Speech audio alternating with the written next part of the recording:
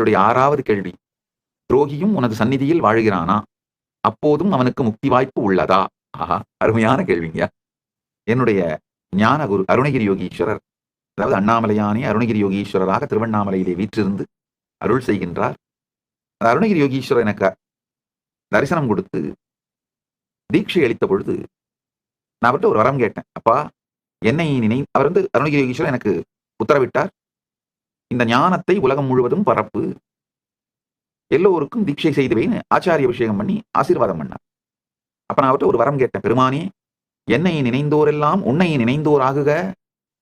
ஏன்னா அண்ணாமலையாரை நினைச்சா நிச்சயமா முக்தி. அதனால என்னை நினைந்தோர் எல்லாம் உன்னை நினைந்தோர் ஆகுகன்னு வரம் கேட்டேன். அப்போ ஒரு அழகான ஒரு வரம் கொடுத்தாரு. உன்னை எந்த பாவத்தில் நினைந்தாரோ அதே பாவத்தில் என்னை நினைந்தோர் ஆகுக அப்படின்னு வரம் கொடுத்தாரு.